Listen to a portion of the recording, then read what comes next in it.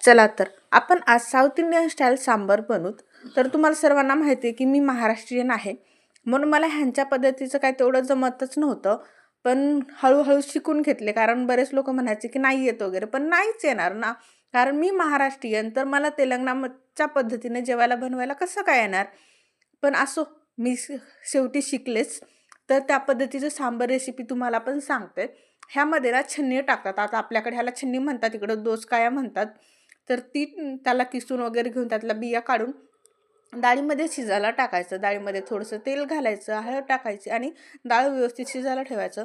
तर जाऊत आपण फोडणीकडं. मी ना ह्याच पद्धतीनं बऱ्याच वेळेस केले, पण कदाचित माझ्या हाताला महाराष्ट्रीयन चव असल्यामुळं ती भाजी महाराष्ट्रासारखंच व्हायची.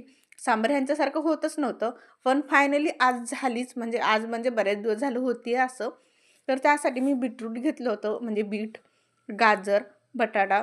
आता माझ्याकडे हे शेवग्याच्या शेंगा नव्हत्या इथं, कारण इकडं ना शेवग्याच्या शेंगाला मुलीक्काया म्हणतात. पण तेच शेवग्याच्या शेंगा नव्हत्या. पण ठीक आहे, असो जे काय आहे त्यामध्ये मला सांबार बनवायचं होतं, म्हणून ते बनवलं. आणि आता बीट माझ्याकडून जरा जास्तच पडलं, म्हणून भाजी पूर्ण लाल लाल दिसत होती.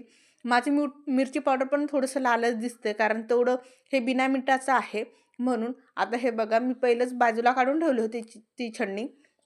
आणि सांबार एवढं छान झालं होतं ना, सोबत आमचूर पावडर पण टाकले होते.